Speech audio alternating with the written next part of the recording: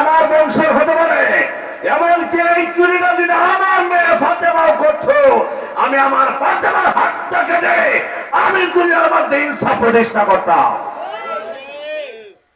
আজ আমার দেশে ইনসাফ আছে তো? হাদি মারা গেছে, হাদিকে হত্যা করা হয়েছে। ডক্টর ইউনূস সাহেবকে বড় ছাত্ররা আশা করে বসাইছিল যে অন্তত পক্ষে ছাত্রদের পরে কাজ করবে, ছাত্রদেরকে মূলা দিতে, মূলা এই সুদকুচারা বসানো হয়েছিল যে অন্তত পক্ষে ছাত্রদেরকে তারা একটা কিছু দিলে। কত ছাত্রকে হত্যা করা হলো, যাত্রাবাড়িতে হত্যা করেছে বাঘের মতো করে পুলিশে। ছাত্রদেরকে হত্যা করেছে, পা নাই, হাত নাই, চোখ নাই, কান নাই। 71 সালে আমার দেশের মানুষদেরকে হত্যা করেছে, শহীদ করেছে। আর এই 2024 সালে হত্যা করেছে, শহীদ করেছে।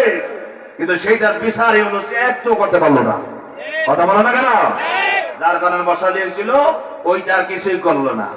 ছাত্রদেরকে কি দিছে? ইনসাফ প্রতিষ্ঠা করতে পেরেছে? ইনসাফের জন্য ওসমান হাদি লড়াই করেছিল।